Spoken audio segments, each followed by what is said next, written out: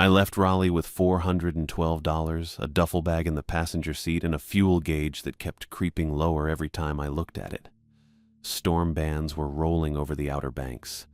I could see them from Highway 64, dark gray sheets dragging across the horizon. The kind of weather that makes you wonder if you picked the wrong week to drive toward the ocean. The radio cut in and out, static, then somebody talking about tropical moisture, then more static. I turned it off. My phone sat in the cup holder. Dead since yesterday. I hadn't bothered charging it. Didn't need to call anyone. Didn't want anyone calling me. The duffel bag had most of what I owned now. 2 changes of clothes, a razor, work gloves I probably wouldn't need but couldn't leave behind, a photo I kept meaning to throw out and never did. That was it. Everything else got left in the apartment or sold off to make rent I couldn't cover anyway.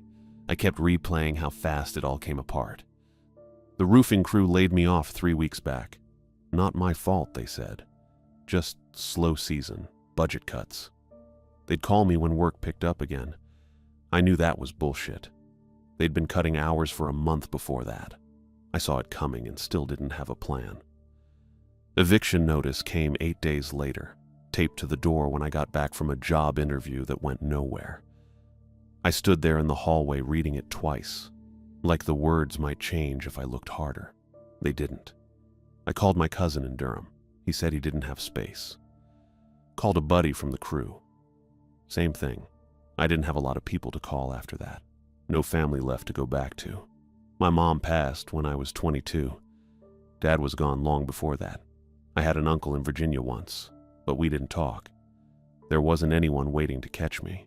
I spent 2 days looking at apartment listings I couldn't afford and job boards that wanted experience I didn't have. Then I saw the National Park Service posting. Overnight caretaker, Cape Hatteras Lighthouse, room and board included.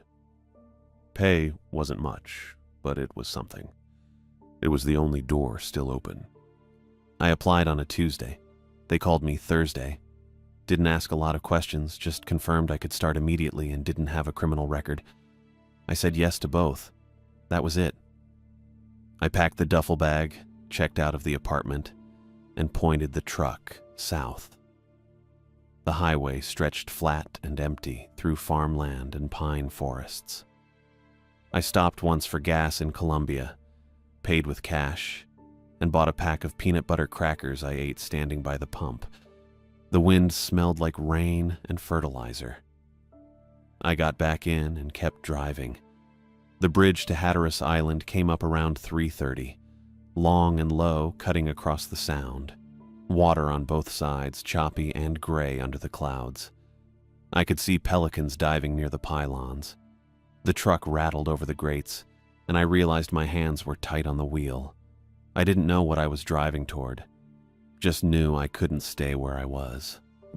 Buxton showed up late afternoon, small and scattered along the highway. A few shops, a gas station, a post office that looked closed. Everything had that end-of-season feel, like the town was holding its breath before winter came through. I followed the signs toward the lighthouse. Took a turn onto a smaller road, past some rental cottages with their shutters up, and then I saw the visitor center.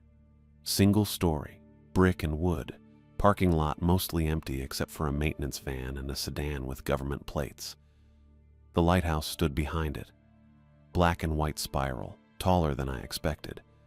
I'd seen pictures, but pictures don't really show you the size. It looked out of place. Too clean and geometric against the scrub and dunes. I pulled into the lot and killed the engine. Sat there a minute. The wind rocked the truck a little. I could hear it whistling through the window seal. Okay, this was it. I grabbed the duffel bag and got out. The air hit cold and damp, tasting like salt. My boots crunched on gravel as I walked toward the entrance. There was a sign by the door. Closed for the season. Reopens April 1st. I tried the handle anyway. Locked. There was a buzzer next to the door frame. I pressed it and waited. Nothing. I pressed it again. Checked my phone out of habit, then remembered it was dead. No idea what time Dorothy Foster said she'd be here. The email just said late afternoon. That could mean anything. I stood there like an idiot for maybe 5 minutes. The wind kept picking up. I could see the ocean past the dunes, dark and restless under the cloud cover. A gull landed on the railing nearby, looked at me, then took off again. I was about to sit down on the bench by the door when I heard an engine. The government truck came around from the back access road, white with the Park Service logo on the side. It pulled up next to my truck and stopped. A woman got out. 5'7", maybe. Solid build. Sandy blonde hair pulled tight in a bun. She wore the Park Service uniform, green and gray with a windbreaker zipped halfway. Her face didn't give much away. She looked at me, then at my truck, then back at me. Isaac Fig? Yeah, that's me. She walked over. Didn't offer a hand, just pulled a lanyard from her pocket and unlocked the visitor center door. Dorothy Foster. We spoke on the phone. She pushed the door open and stepped inside. Bring your bag. I followed her in. The lights were off. She flipped a switch and fluorescence buzzed to life overhead. That flicker hum that always sounds like something's about to die. The lobby opened up into a space with exhibit panels and a gift shop counter roped off with caution tape. Everything looked scrubbed clean. Too clean. The floors shined like they'd been waxed yesterday. It smelled like bleach. And under that, old paper. The kind of smell you get in government buildings that haven't been updated since the 90s. Dorothy walked past the exhibits without looking at them. I set my duffel down by the counter and trailed after her. ID, she said. I pulled out my wallet and handed over my driver's license. She looked at it, checked something on a clipboard she'd picked up from the desk, then handed it back. Paperwork came through yesterday. You're cleared to start tonight. She set the clipboard down and turned to face me. Her eyes were gray, flat, like she'd already decided what kind of person I was and wasn't interested in revising her opinion. This is a straightforward position. You keep the facility secure overnight, log any alarms, keep tourists out if they try the gates, call dispatch if equipment fails or something breaks. Got it. You'll stay in the keeper's quarters. It's behind the lighthouse, small but functional. Bathroom works, kitchenette. Heat's fine as long as you don't touch the thermostat past 70. Okay. She started walking again, past the gift shop into a back hallway. I followed. The fluorescence back here flickered worse. There were framed photos on the walls, old black and white shots of the lighthouse being moved, and some diagrams I didn't stop to read. Dorothy stopped at a door marked Administration. She unlocked it and went inside. I stayed in the doorway. The office was small. 2 desks, filing cabinets, a coffee maker that looked older than me. Everything neat. No personal items, no clutter, just files and binders stacked in perfect rows. She opened one of the filing cabinets and pulled out a binder, flipped through it. Your shift starts at 2100, ends at 0600. You'll do a walkthrough every 2 hours. Log it here. She tapped a sheet inside the binder. If you see anything unusual, you call dispatch first. Not me, not local police. Dispatch. What counts as unusual? Anything that doesn't fit the routine. She closed the binder and set it on the desk. You'll get a feel for it. That didn't answer the question, but I didn't push. She crossed to another cabinet. Metal, gray, older than the first one. She pulled a key from her pocket, unlocked it, and slid the drawer open. Then she just stood there, looking down at whatever was inside. Come here, she said. I stepped closer, looked into the drawer. There was a radio, a flashlight, a first aid kit, and a key, just one. Brass, old-looking, hanging on a ring by itself. Dorothy tapped the drawer. Once, her finger on the metal edge. You don't lose what's in here, she said. Especially the key. I don't care if it seems stupid. I don't care if you don't understand why. You keep it on you during your shift. You don't leave it anywhere. You don't let anyone else touch it. I stared at the key. What's it for? Doesn't matter. Her voice didn't change, flat and steady. Do you understand what I just said? Yeah, don't lose it. Say it clearly. I won't lose the key. She looked at me for a long moment, then she nodded once and stepped back. Good. Take your gear. I'll show you the quarters. Dorothy's truck was still pulling away when I went back to the cabinet. I could hear the engine fading down the access road. Probably wouldn't be back for half a minute at least. And I figured I had time. Half annoyed, half curious. That's how I'd describe it. She'd made such a point about the key, about not losing it, about keeping it on me. But she hadn't actually explained what the hell it was for. Just that it mattered. The drawer slid open, smooth, well-maintained. Everything inside was arranged neat. Radio on the left, flashlight next to it, first aid kit in the back corner. The brass key sat on a short braided lanyard, old but clean. And underneath it, something I hadn't noticed before because Dorothy had been standing right there watching me. A laminated card. Maybe 4 inches by 6. White background, black text. I picked it up. The top said, Operational Guidelines in all caps. Then underneath, in smaller print, for night staff only, Cape Hatteras Light Station. Then 5 rules, numbered, single-spaced. I read them standing there with the fluorescents buzzing overhead and Dorothy's truck engine completely gone now. Just me and the card. 1. At 12:10 a.m., place a cup of black coffee on the east windowsill of the main lobby. Do not look outside after placing it. Turn away immediately. 2. If the Marine radio plays a Mayday call containing your full legal name, shut off the radio immediately and step outside the building for exactly 3 minutes. Do not respond to the transmission. 3. If wet footprints appear on the interior stairwell leading to the lantern gallery, mop them toward the front entrance. Do not attempt to trace their origin. 4. If anyone asks you for the lens key, give them the brass key from the equipment drawer and lock yourself in the supply closet until your shift ends. 5. Never shine a flashlight or any other light source into the lantern room after 2 a.m. I read them twice, then a third time. Tried to laugh.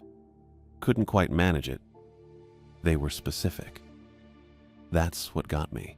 Not vague warnings or spooky nonsense. Specific times, specific actions. The kind of detail that came from somebody writing down exactly what to do. Probably because somebody else had needed to know. Black coffee at 12:10. Not midnight, not 12:15, 12:10. East windowsill, not just any window. Your full legal name. Not a name, not your name. Your full legal name. Exactly 3 minutes. I turned the card over. Nothing on the back. Just blank laminated white. I stood there holding it for probably a full minute. The cabinet drawer was still open. The brass key sat on its lanyard next to where the card had been. This was a National Park Service job. Federal employment. They didn't do hazing. Didn't have time for pranks. Dorothy Foster didn't seem like the kind of person who'd waste effort on scaring some new hire for fun. But the rules didn't make sense. I put the card back in the drawer, took the radio, the flashlight, the first aid kit, left them on the desk. Then I picked up the brass key on its lanyard and slipped it over my head. The metal was cold against my shirt. Closed the drawer, locked the cabinet, picked up my gear and the card again. Figured I'd keep it, just in case. The evening went slow. I checked every lock on the ground floor. Front entrance, side exit, back door near the restrooms, storage closet, administration office. All secure. Tested each one twice. The alarm panel was mounted near the main entrance. Older model, green LEDs showing armed in each zone. I didn't touch it, just confirmed it was on. Walked the layout, memorized it. Main lobby up front with the gift shop counter and the exhibit panels. Hallway leading back past the restrooms and the administration office. Another corridor branching left toward storage and maintenance. The stairwell to the tower started from a separate door near the back of the lobby, marked Lighthouse access.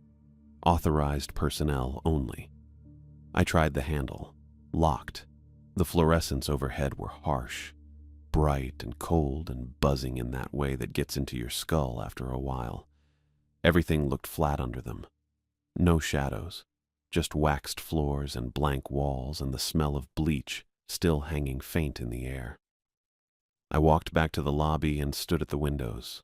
Outside, the lighthouse tower rose into the dark. I could see the black and white spiral pattern for maybe the first third. Then it faded into nothing. No moon. Clouds sitting heavy and low. The wind was picking up. I could hear it now, a steady push against the building and every so often a scatter of sand or grit hitting the glass. The keeper's quarters were back behind the lighthouse, maybe 50 yards. Dorothy had walked me over earlier, shown me the narrow bed and the kitchenette and the space heater that worked if I didn't touch the thermostat. Told me to settle in before my shift started at 21. Oh, I hadn't settled in.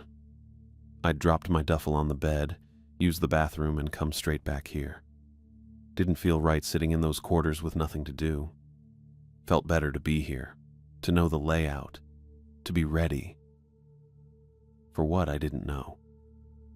I pulled the laminated card out of my jacket pocket and read it again under the fluorescence. Still specific. Still weird. I tried to picture someone mopping wet footprints toward the front door and couldn't make it make sense. Where would they come from? The stairwell led up to the lantern gallery, sure, but that door was locked. And even if it wasn't, even if someone got in, why would their footprints be wet? Rain, maybe. But then why not just kick them out? I put the card back in my pocket. Checked my watch. 21:47. The shift had barely started. By midnight, I'd done 2 walkthroughs, logged them on the sheet Dorothy had left on the desk in the administration office. Everything normal. No alarms, no wet footprints, no voices on the marine radio asking for a lens key. I'd turned the radio on around 23:30 just to see what it did. Static, mostly. A few bursts of distant chatter I couldn't make out. Coast Guard traffic, probably. I'd turned it back off after a minute. Now I was standing in the lobby again with a cup of black coffee in my hand. I'd made it in the administration office using the old coffee maker. Didn't know if it had to be fresh or if instant would work, so I'd gone with the grounds I found in the cabinet. Took maybe 6 minutes to brew. The smell filled the back hallway, bitter and strong. Poured it into a styrofoam cup. No sugar, no cream. Stood there holding it. Told myself this was stupid, a scare tactic. Something to keep night staff on edge, keep them awake, keep them paying attention. Maybe it was a tradition. Maybe every new hire got the same card and the same instructions and nobody ever actually saw anything. They just followed the rules because that's what you did. That made sense. Made more sense than the alternative. I checked my watch. 08, 2 minutes. The east windows were on the right side of the lobby facing the ocean. 3 tall panes, each maybe 6 feet high. I walked over. The windowsill was wide enough, painted white, a little dusty. I set the cup down at 0010 exactly. The coffee steamed faint in the cold air, then I turned away. Didn't look outside. Walked back toward the center of the lobby and stood there facing the gift shop counter with my back to the windows. My heart was beating faster. I noticed that. Annoyed me. Nothing was going to happen. The coffee would sit there and get cold, and at some point I'd throw it away and that would be it. But I didn't turn around. The wind pushed against the glass behind me. I could hear it. Steady. Low. I counted to 60 in my head. Then another 60. Told myself I could look now. The rule just said, don't look after placing it. Didn't say how long. But I didn't look. I walked back down the hallway toward the administration office instead, past the restrooms, past the storage closet. Checked the locks again, all secure. Came back to the lobby. The coffee was still on the windowsill. Still steaming, I thought. But maybe I was imagining that. I sat down on the floor with my back against the gift shop counter and pulled the laminated card out again. Read the rules one more time. At 0:09, I'd been sure it was a scare tactic. At 0:15, the doubt was settling in. I put the card away and checked my watch. 5 hours and 45 minutes left on the shift. The brass key hung cold against my chest. Outside, the wind kept pushing. I made the coffee at midnight exactly. Well, maybe a minute before. I wanted it fresh when I put it on the windowsill, figured that mattered somehow. Probably didn't. But I wasn't going to risk it. The break room coffee maker was the same ancient model my old crew boss had in his office trailer, white plastic stained yellow around the edges, the kind that drips if you don't position the pot just right. I found the coffee grounds in the cabinet above the sink, Folgers, half empty, no expiration date visible. Didn't matter. I measured out enough for a full pot, filled the reservoir with tap water that came out cold and metallic tasting, and hit the power button. The machine gurgled and hissed. I stood there watching it drip, checking my watch every 30 seconds. 12:03, 12:04. The smell filled the small room, bitter and familiar. Reminded me of every early morning shift I'd ever worked, every site trailer before dawn. At 12:08, I poured a full cup into one of the styrofoam cups stacked next to the sink. No cream, no sugar, just black, the way the card specified. Steam rose off the surface in thin wisps. I carried it down the hallway toward the lobby, both hands wrapped around the cup even though it wasn't that cold inside. My boots echoed on the waxed floor. The fluorescents buzzed overhead, one of them flickering worse than before. I made a mental note to log it, then forgot about it. The lobby was empty, obviously. Same as it had been 10 minutes ago, same as it had been all night. Exhibit panels on the walls, gift shop counter with the caution tape, windows facing east toward the ocean I couldn't see in the dark. I stopped at the east window. The sill was about waist height, painted white, dust visible in the overhead light. I set the cup down carefully, centering it so it wouldn't tip. 12:09. I stepped back, turned away, faced the counter. This was stupid. I felt stupid, standing here with my back to a cup of coffee like it mattered, like someone was going to come drink it. Probably Dorothy's idea of a hazing ritual. See if the new guy actually follows the weird instructions. See if he's desperate enough to play along. I was. I counted to 30 in my head. Listened. The building settled around me, old wood creaking, wind pushing against the exterior. That constant low hum of the heating system. Nothing else. At 45 seconds, I thought about walking away. Going back to the office, logging my walkthrough, ignoring the whole thing. I didn't. At 60 seconds, I turned around. The cup was gone, just gone. The windowsill was empty except for the dust, a clean circular spot where the cup had been sitting. No coffee, no styrofoam, nothing. My stomach dropped. I stepped forward, checked the floor in case it had fallen. Nothing there either. Checked the sill again, ran my hand across the painted wood. Dry, not even a ring from condensation. Then I saw the handprint on the outside of the glass. Fog, like someone had pressed their palm against the window. 5 fingers. A thumb, clear enough to see the shape even in the dim light from inside. I put my own hand up next to it. The fingers were longer than mine. A lot longer. The palm was narrower. Wrong proportions. Not my hand. Not anyone's hand I'd ever seen. I pulled back. My heart was doing something unpleasant in my chest. That tight feeling, like before a fall. Like the split second when you know the ladder's going and there's nothing you can do. I stepped away from the window, looked at the lobby, empty. Looked down the hallway, empty. Listened. Nothing. No footsteps. No doors opening or closing. No sound of anyone moving anywhere in the building. I walked to the front entrance and tested the door. Locked, same as before. Checked the deadbolt. still engaged. Checked the alarm panel, still armed. Green LEDs steady. I walked down the hallway past the restrooms, checked the administration office door, locked, checked the storage closet, locked, kept going to the back exit near the restrooms, locked, deadbolt engaged. Every door the same as I'd left it. I stood in the hallway and listened for a full minute. The fluorescent above me flickered. The heating system hummed. Wind rattled something outside. Maybe a loose shutter. Maybe just sand against siding. Nothing else. I went back to the lobby. The handprint was still there on the glass, already starting to fade as the fog dissipated. I watched it disappear, finger by finger, until there was nothing left but clean glass and darkness beyond. The coffee was still gone. At 1:06, the marine radio crackled to life. I was sitting at the desk in the administration office, logging my midnight walkthrough.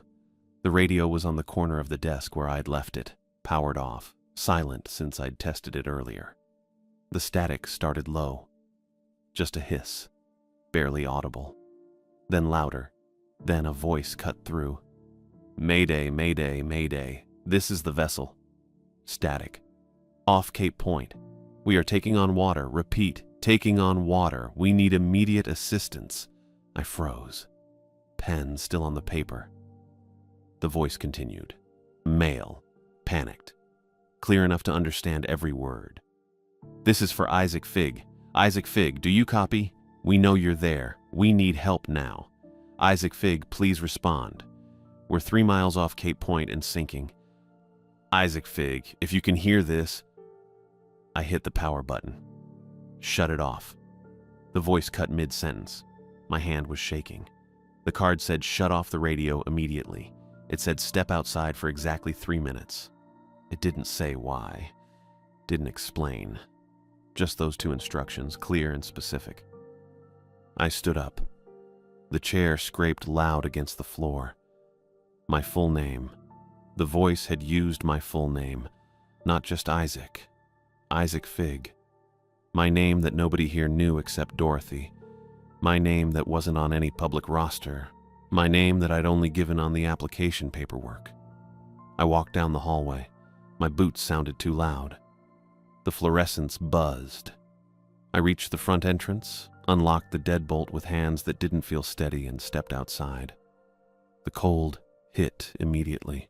Wind out of the east, damp and salt-heavy, strong enough to push against my jacket. The parking lot lights made orange pools on the asphalt. My truck sat where I'd left it. Dorothy's sedan was gone. The maintenance van was still there, same spot as this afternoon. I pulled the door shut behind me, locked it from outside with the key Dorothy had given me. Then I just stood there on the concrete step. The card said exactly 3 minutes. I started counting.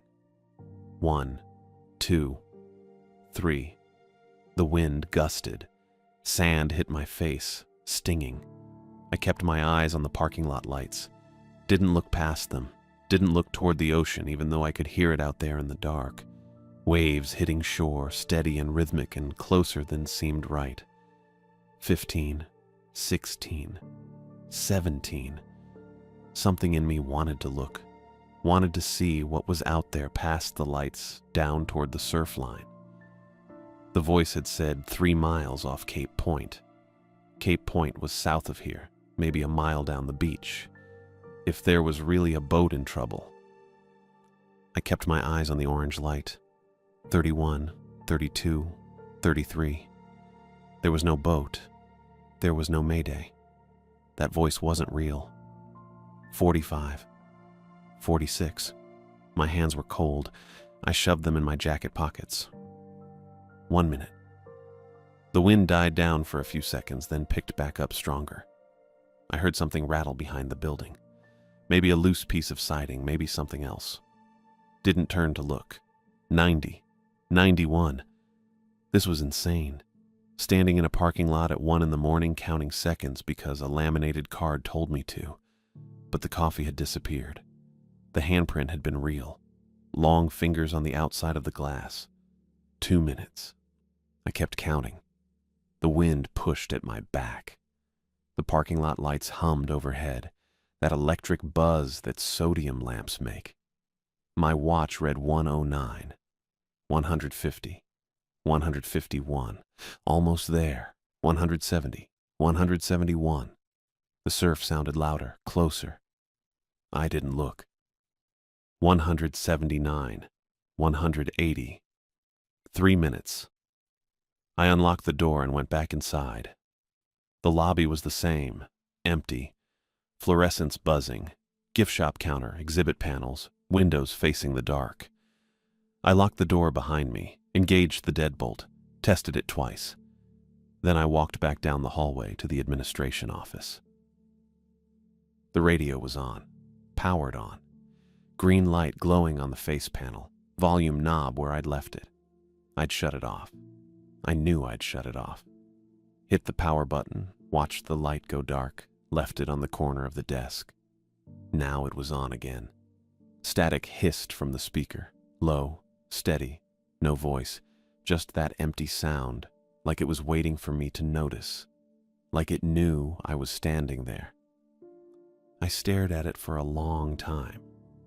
The static didn't change, didn't get louder or softer, just hissed, patient and constant, filling the small office with white noise. I didn't touch it. At 1:40 in the morning, I saw them, wet footprints, bottom stair, clear as anything.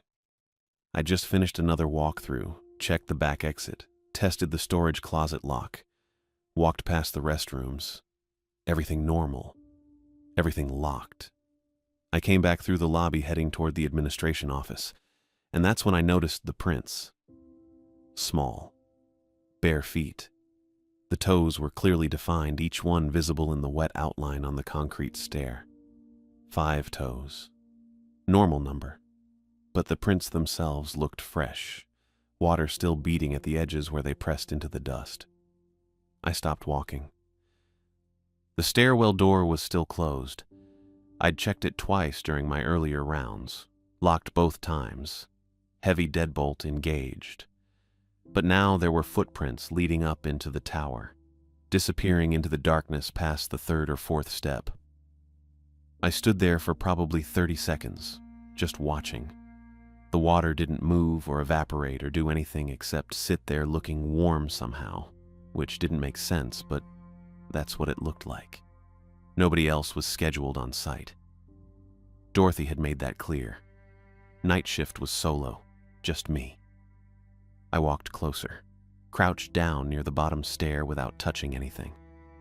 The footprints were small, maybe a size 6, maybe smaller.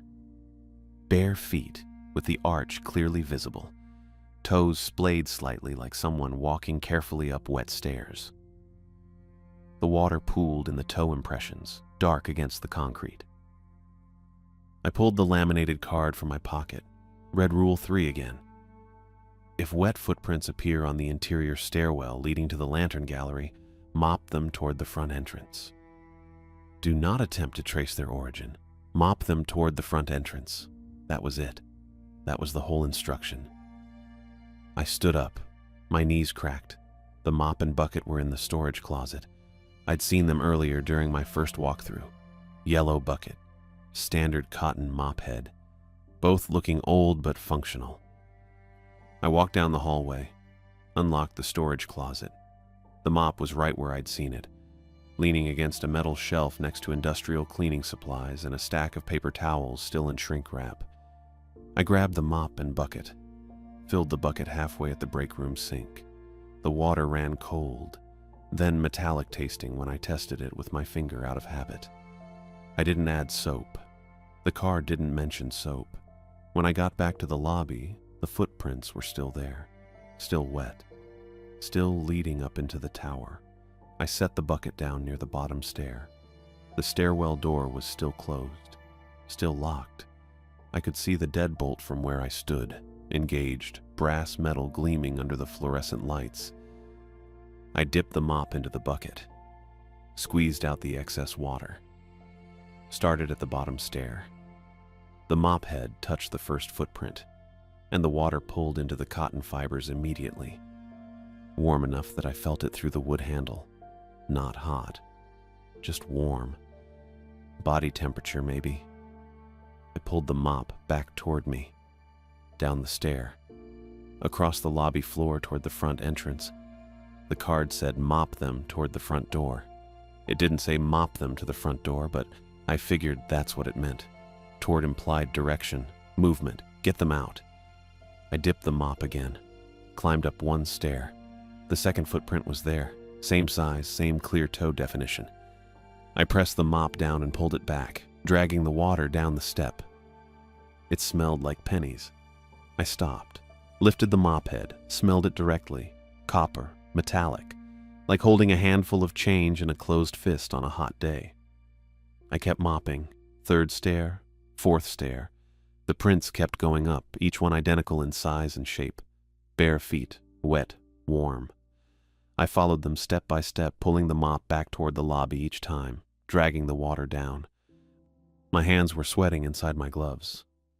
I wasn't wearing gloves. I don't know why I thought that. Fifth stair, sixth stair. The water felt warmer now. Not hotter, just more noticeable. It soaked through the mop head, and I could feel the heat radiating up through the wooden handle into my palms. I tried not to think about what warm meant here. Tried not to picture where the prints came from, or what made them, or why they were warm instead of cold like seawater or rain. Seventh stair, eighth stair. The prints ended at the ninth stair. Just stopped. No more footprints above that point, just dry concrete leading up into darkness. I mopped the ninth print, pulled the water back down step by step, dragging the trail behind me until I reached the lobby floor. Then I mopped the water across the lobby toward the front entrance. Long strokes. The floor was already waxed and the mop glided easy, leaving wet streaks that caught the fluorescent light. At the front door threshold, the water stopped. I don't mean I stopped mopping. I mean the water stopped moving. I pushed the mop head across the metal threshold strip, the raised piece of aluminum that separated the lobby floor from the concrete step outside. The mop crossed it fine, but the water pooled at the edge, right up against the metal, and wouldn't go past. I pushed harder. The mop head compressed. Water squeezed out onto the threshold. But it didn't cross. It just sat there in a thin line, beating up along the metal strip like oil on glass. I pulled the mop back. The water stayed where it was. A neat line of warm, copper-smelling liquid sitting exactly at the threshold, refusing to move forward, as if whatever made them refuse to cross into open air. I stared at it for a long time, maybe a full minute. Then I mopped the water sideways, spreading it thin along the threshold until it evaporated or soaked into the concrete or disappeared. I don't know which. It was just gone after a while. I rinsed the mop in the bucket, put everything back in the storage closet, locked the door. My watch said 1:58. Back in the administration office, I stood next to the desk and looked at the phone. It was an old landline, beige plastic, coiled cord, number pad with actual buttons. Dorothy had pointed it out during her walkthrough but hadn't mentioned using it. There was a piece of masking tape stuck to the base of the phone with a number written in blue ink. 919-555-0472. Dare County Dispatch. Had to be. I picked up the receiver. Dial tone. I pressed the numbers carefully, one at a time. It rang twice. Dare County Dispatch, this is Ivy. Female voice, calm, professional. Hey, I said. This is Isaac Figg. I'm the night shift at Cape Hatteras Light Station. Go ahead, Isaac. I need to report something. Not an emergency, just something happened. There were wet footprints inside the building.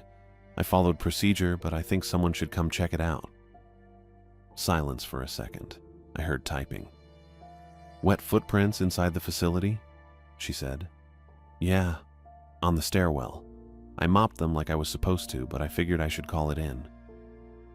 More typing. Are you in immediate danger? No. Building's secure. All locks checked. Just, it's weird. Understood.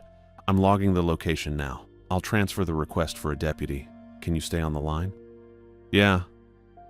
Hold music started. Not real music. Just a tone. I stood there holding the phone, watching the marine radio on the corner of the desk. Still powered on, still glowing green, still emitting that low static. The hold tone cut off. Isaac? Different voice. Male. Deeper.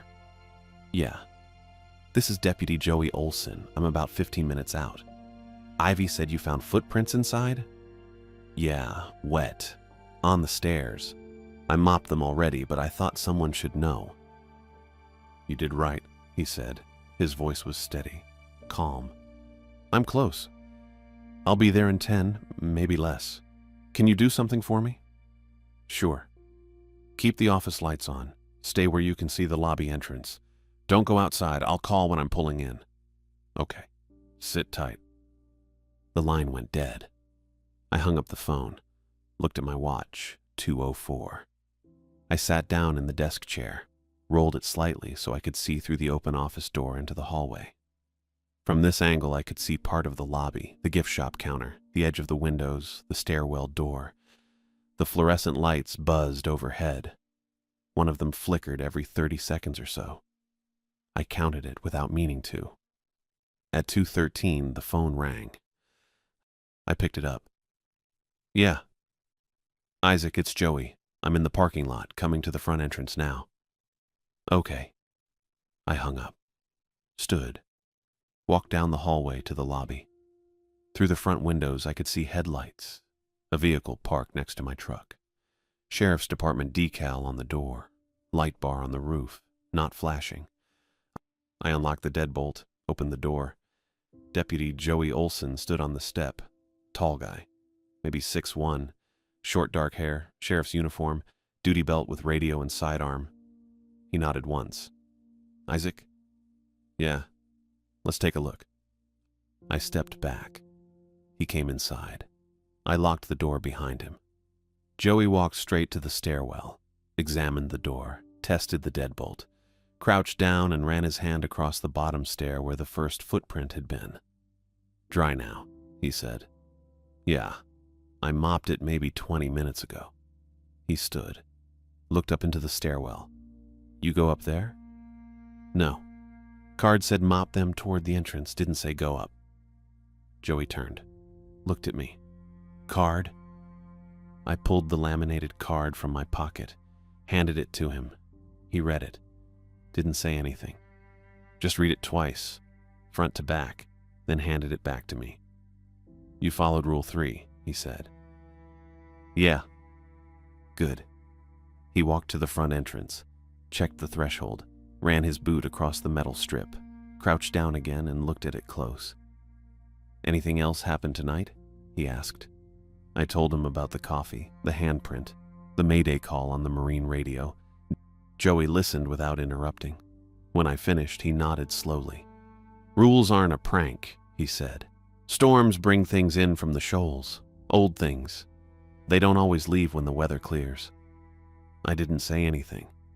You did it right, Joey continued. You follow the card, you call dispatch, you stay inside. That's the job. What were the footprints? I asked. Joey looked at me for a long moment. Then he shook his head. Don't know, don't ask, just follow the rules. He walked back toward the door, stopped, turned. You got my number now. Anything else happens, you call. I'll come back. Okay. Joey left. I locked the door behind him. Watched through the window as he got in his vehicle, backed out, and drove down the access road until the taillights disappeared.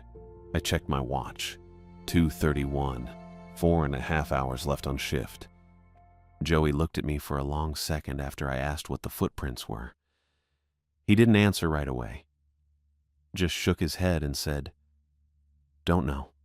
Don't ask. Follow the rules. Then he stopped.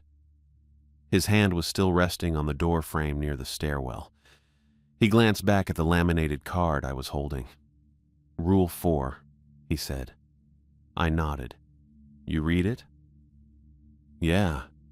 Joey's jaw tightened. He looked at the card again, then at me. That one got rewritten. I didn't say anything, just waited. Used to be different, Joey said.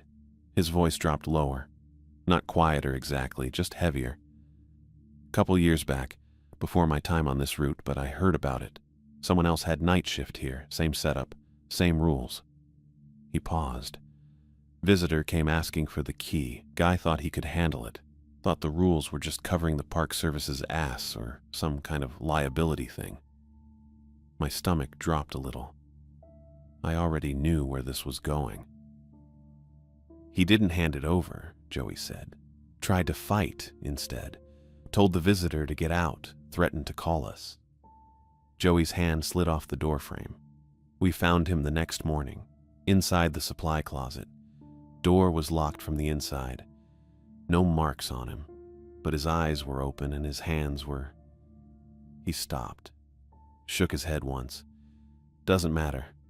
Point is, he didn't walk away. I felt the brass key against my chest. The lanyard was still around my neck.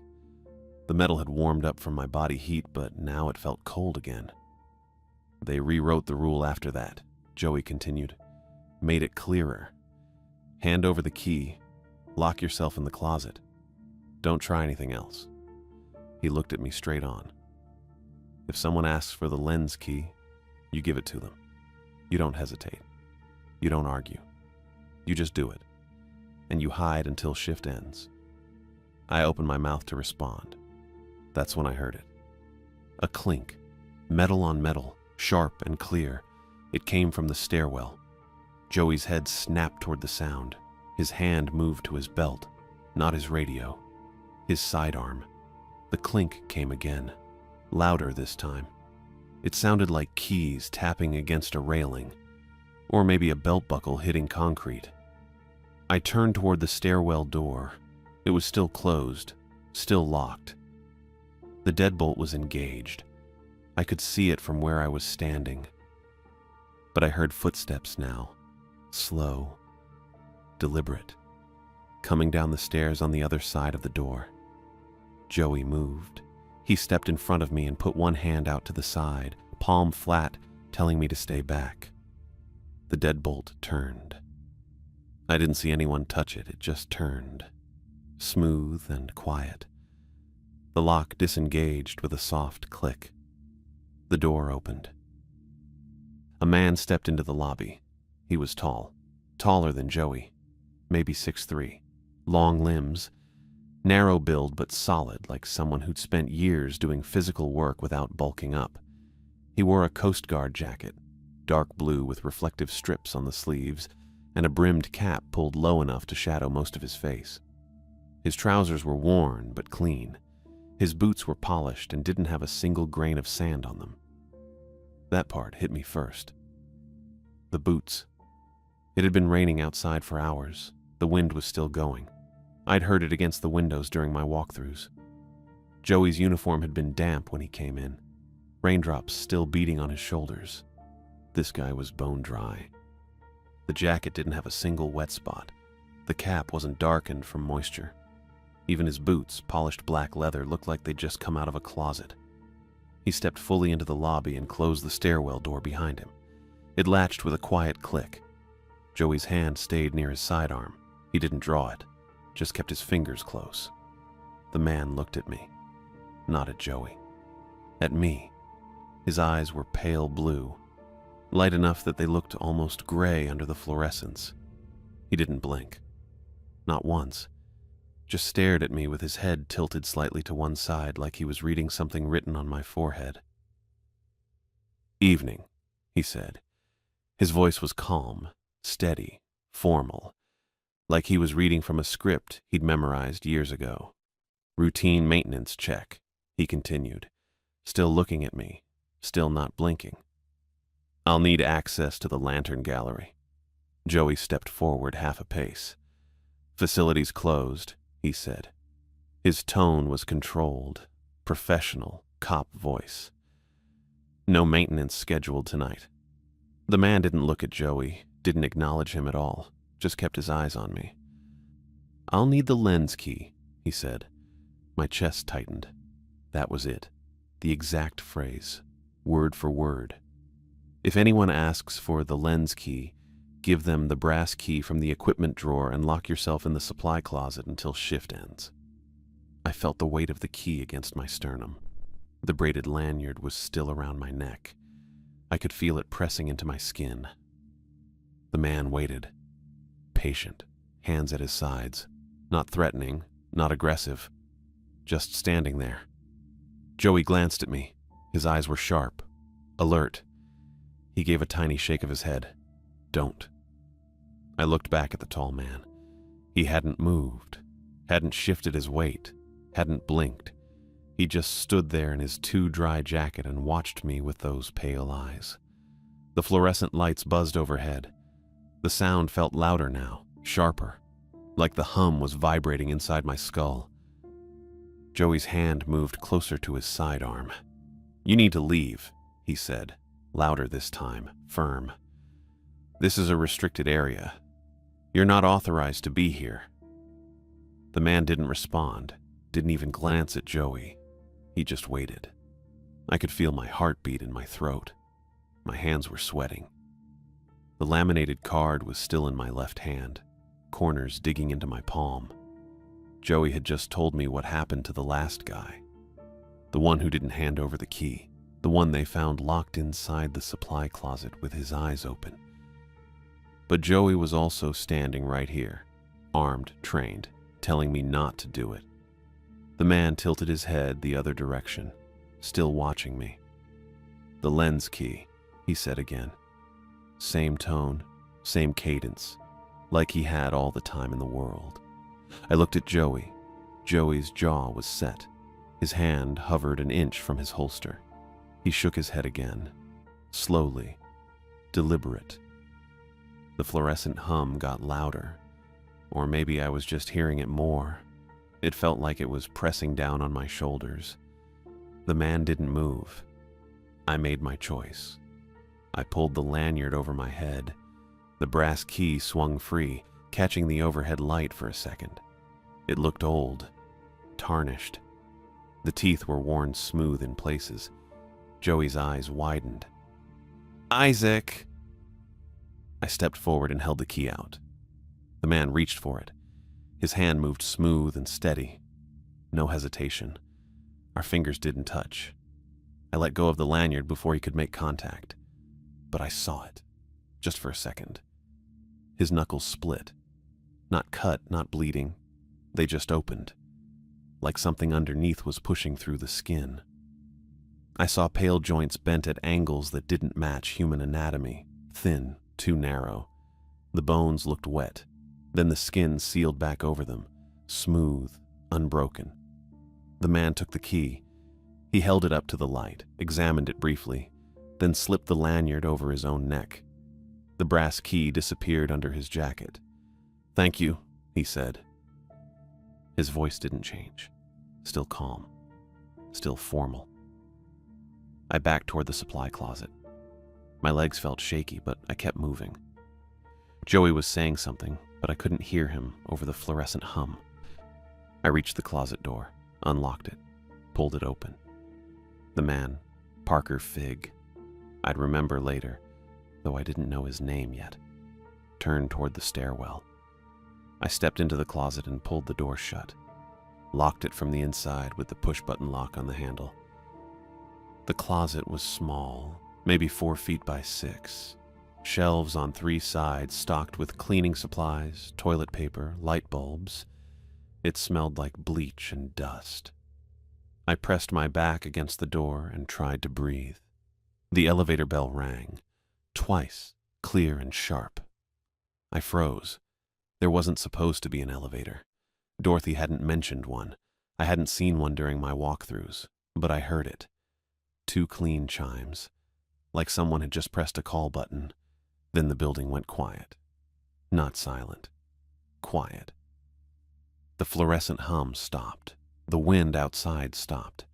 Even the faint static from the marine radio, still on in the administration office, cut out completely. I held my breath. Something thumped overhead, heavy, irregular, like weight shifting on old floorboards. It moved, dragged, thumped again.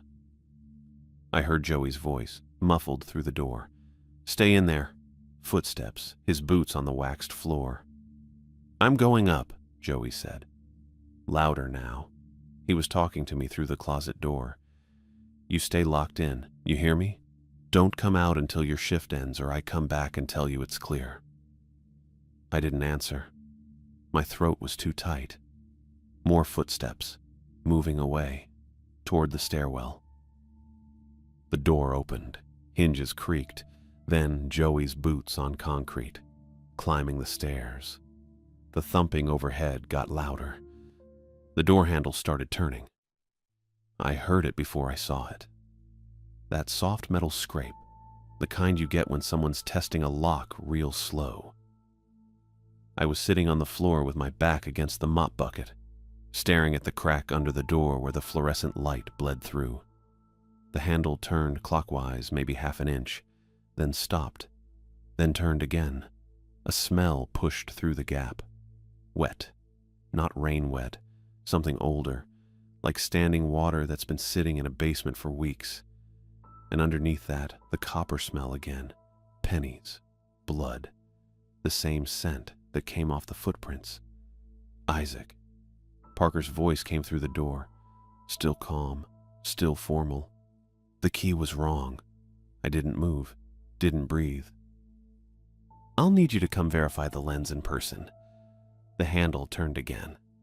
I could see the little push-button lock on my side holding, but it wasn't much. Just a cheap interior door lock. The kind you could pop with a credit card if you knew what you were doing. Then Joey's voice came from farther away. Up. He was up the stairs now, and his voice sounded strained, urgent. "Isaac, don't open it. Stay where you are." I pressed my palms flat against the concrete floor. Cold. Gritty. Real. Joey again, louder. "Isaac, I need you to..." Then his voice cut off mid-word like someone hit pause. The handle stopped turning. I sat there in the dark closet that smelled like bleach and old cotton and waited. My hands were shaking. I pulled the laminated card out of my pocket even though I couldn't read it in the dark. Just held it, ran my thumb over the smooth plastic edge. Rule 4. If anyone asks for the lens key, give them the brass key and lock yourself in the supply closet until shift ends. I'd done that. I gave him the key. I locked myself in. But Rule 5. Never shine a flashlight or any other light source into the lantern room after 2 a.m. It was past 2 now. Had to be. And Parker was up there, with the key, heading to the lantern room. The rules didn't line up. They boxed you in. Give him the key. Lock yourself away. But don't let anything happen in the lantern room after 2. How was I supposed to stop that from in here? I started running through the rest of them in my head. Coffee on the windowsill at 12:10. Don't look outside. Mayday with my name. Shut off the radio. Step outside for exactly 3 minutes. Wet footprints. Mop them toward the entrance. Don't trace their origin. Every single one was about doing something specific and not asking questions. Not fighting back. Just follow the steps and survive. But Joey was out there. And Parker wasn't human. I'd seen his knuckles split open. Seen bones that didn't fit right. A soft knock came on the door. 3 taps. Patient. Polite. "Isaac." Parker's voice again, right on the other side of the wood. Close enough I could hear him breathing, except he wasn't breathing. No sound of air moving. Just the voice. "I'd like to proceed with the inspection. Your assistance is required." I pulled my knees up to my chest and wrapped my arms around them, pressed my face down, tried to think. Then the marine radio turned on. Not in the office. In here. In the closet with me. I jerked my head up and looked around even though I couldn't see anything. The green power light glowed on the shelf to my left, right next to the mop handle. I'd brought the radio in with me. I didn't remember doing that. But there it was, powered on, glowing. Static hissed out of the speaker, low and steady. Then a voice came through. My voice. Help. It was me. My exact voice, my inflection, the way I sounded when I was tired. Please help. I'm locked in. I can't get out. I clamped my hands over my ears and bent forward until my forehead touched my knees. Please, my voice again, crackling through the static. It's inside with me. Please let me out, please. I started counting. 1, 2, 3, 4. The voice kept begging, kept using my words. 21, 22, 23. A gunshot cracked through the building. Loud enough I felt it in my chest, even through the door and my hands in the counting. Then a sound I didn't have a name for. Wet. Heavy. Like something big hitting water from a height. A splash, but thicker. The radio went silent. The green light stayed on, but no more static. No more voice. I kept counting. 58, 59, 60. My watch read 2:03 a.m. I thought about staying in the closet. That's what the rule said. Lock yourself in until shift ends. Shift ended at 6. I could wait 3 more hours. Just sit here in the dark and wait and not think about Joey or the gunshot or the wet sound after. But that's what it wanted. Keep me pinned. Keep me out of the way while it did whatever it was going to do up in that lantern room. I unlocked the door, shoved it open and ran. Didn't look at the stairwell. Didn't look for Parker. Just sprinted straight across the lobby toward the front entrance with my keys already out and my hands shaking so bad I almost dropped them. I saw Joey. He was on the floor at the base of the stairs, on his back. His radio was smashed next to him, plastic casing cracked open, wires showing. His jacket was torn at the shoulder and something dark spread across his chest. Blood. Fresh. Still spreading. But he was breathing. Short, shallow breaths. His eyes were open and locked on something above him. The stairwell. The tower. I stopped. I shouldn't have stopped. But I did. Joey. He didn't look at me. Couldn't. His eyes stayed fixed upward like he was watching something I couldn't see. I followed his gaze. Parker Figg was halfway up the stairwell, standing on the landing where the stairs turned. He was looking down at me with those pale blue eyes, and he was holding the brass key up in one hand like a fisherman showing off a hook that's already set. He didn't say anything, just watched me, waited. I turned and ran for the door, got it unlocked, got it open. Cold wind hit my face, and I stumbled out onto the concrete step and pulled the door shut behind me and locked it from the outside. No Mayday this time. No voice on the radio saying my name. But the rule said 3 minutes outside. Exactly 3 minutes. I started counting. The wind was coming hard from the east, carrying salt and sand that stung when it hit my face. I kept my eyes down, watched my boots, watched the concrete step. 100, 101, 102. Behind me, inside the building, I heard a click. Mechanical. Loud enough to carry over the wind. Then light flooded the parking lot. The lighthouse light. It turned itself on. I didn't look up, kept my eyes on my boots and kept counting. 130, 131. Something screamed. Not human, not animal. Metal tearing, glass vibrating, a sound that came from the lantern room at the top of the tower and pushed through the walls and the wind and straight into my skull. I pressed my hands over my ears, but it didn't help.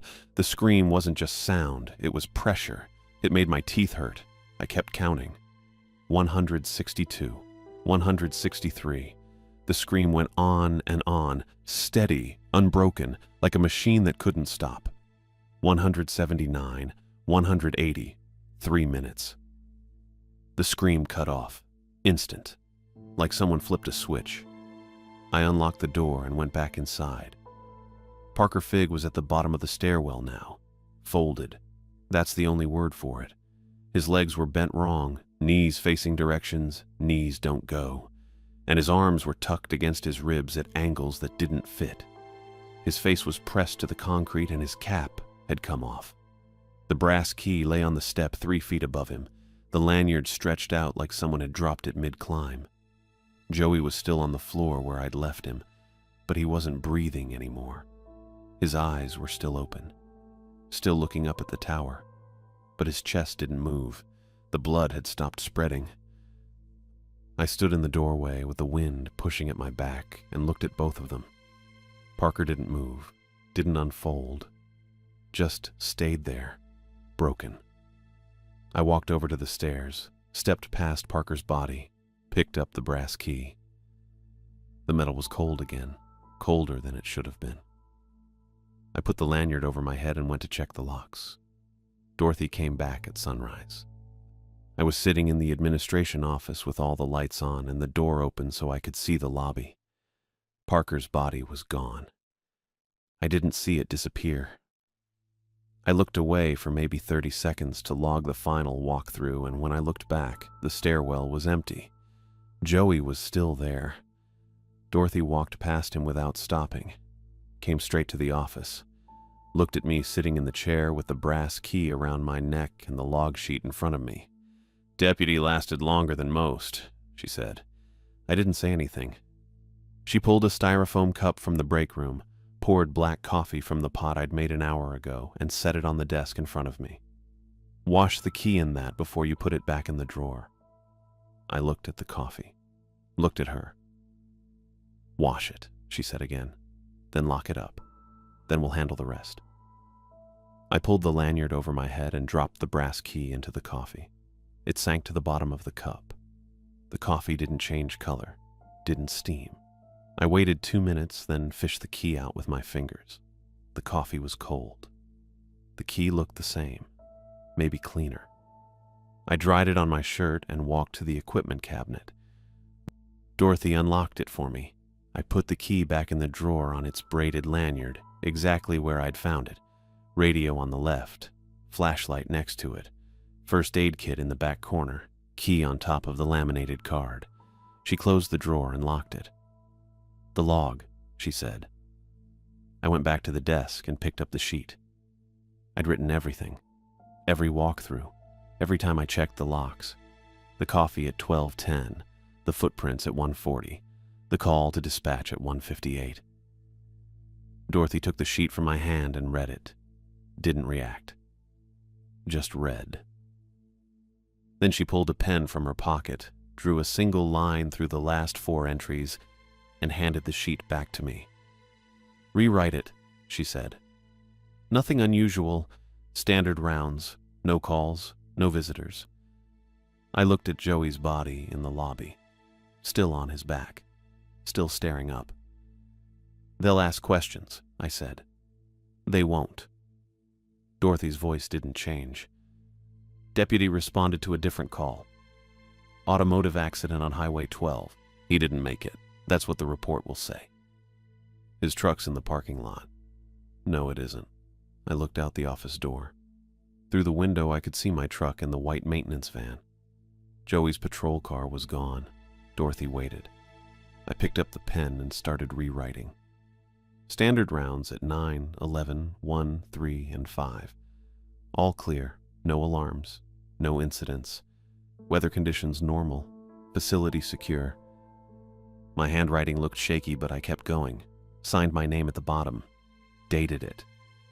Dorothy took the sheet, read it again, and nodded once. "Clean the lobby," she said. "Mop and bleach. The stairwell, too. All the way to the landing. Don't go higher than that." She walked out. I heard her making a phone call in the hallway. Couldn't make out the words, just the tone. Professional, calm, reporting something routine. I got the mop and bucket from the supply closet, same ones I'd used for the footprints. Filled the bucket with hot water this time and added bleach from the bottle under the break room sink. The smell burned my nose. I started in the lobby. Mopped around Joey first, then realized that wasn't going to work. I stood there with the mop in my hand, looking at him, and Dorothy came back. "Go outside," she said.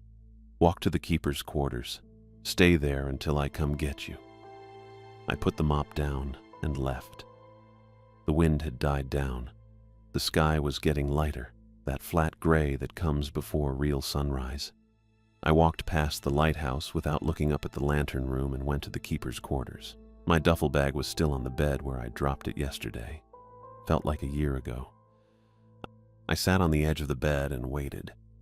Dorothy came back 40 minutes later, knocked once and opened the door without waiting for me to answer. "It's clean," she said. "Finish your shift. Lock up at 6. I'll be back at 8 to go over next week's schedule." "Next week," I said. "You're keeping the job unless you don't want it." I thought about that. Thought about my truck with the bad fuel gauge and the $400 I had left, and the eviction notice and the phone calls to people who wouldn't help. "What happens if I don't want it?" I asked. Dorothy looked at me for a long moment. Not threatening, just factual. "Then you're a loose thread," she said. "And loose threads get trimmed." She left. I went back to the main building at 10 to 6. The lobby was spotless, floors waxed and gleaming. No blood, no body. The stairwell smelled like bleach all the way up to the landing, and I didn't go past that to check higher. I locked up at 6, logged out, put the sheet in the administration office filing tray like Dorothy had shown me. Then I went back to the keeper's quarters and slept 4 hours. I kept the job through the rest of the season, February, March, April. Every night, 9 to 6. Every night the same rules. Coffee on the east windowsill at 12:10. It disappeared every time. Sometimes I saw the handprint, sometimes I didn't. The Marine radio called Mayday with my name twice more. Both times I shut it off and stood outside for exactly 3 minutes. Wet footprints showed up 4 more times. Small bare feet. I mopped them toward the entrance every time, and the water never crossed the threshold. Nobody ever asked for the lens key again. I followed the rules. I logged standard rounds. I called Dorothy once when the heating system failed and once when the front door lock jammed. Both times she came out, fixed it, and left without talking about anything else. I didn't ask questions. Didn't push. Didn't try to go up to the lantern room or figure out what Parker had been or why the rules worked the way they did. The alternative was being a loose thread. In April, the season ended. Dorothy told me the Lighthouse was reopening for tourists and they didn't need overnight staff until November. She paid me in cash for the full 3 months, handed me an envelope with a phone number, and said to call in October if I wanted the job again. I took the money. Didn't call. I left the Outer Banks on a Tuesday morning with the same duffel bag and enough cash to get an apartment in Wilmington and put down deposit on a job driving forklift at a warehouse. But I kept the laminated card. I don't know why. Should have left it in the drawer with the brass key. Should have walked away clean, but I didn't. I took it with me. Some nights I pull it out and read the rules again. 5 simple steps. Do this. Don't do that. Hand over the key. Lock yourself away. Count to 3 minutes. The rules didn't save Joey. They weren't meant to. They were meant to keep the thing in the tower fed, keep it predictable, keep it contained. And the price got paid by whoever stood closest when the transaction came due. I handed Parker the key. I locked myself in the closet. I followed every step exactly right. Joey died anyway. Dorothy said he lasted longer than most. Like that was supposed to mean something. Like there was a scoreboard somewhere tracking how many seconds you could hold out before the rules stopped protecting you and started using you instead. I got out. I survived. I collected my pay and left. But I kept the card. And sometimes, late at night in my apartment in Wilmington with the door locked and the lights on, I take it out and wonder what would have happened if I'd made a different choice.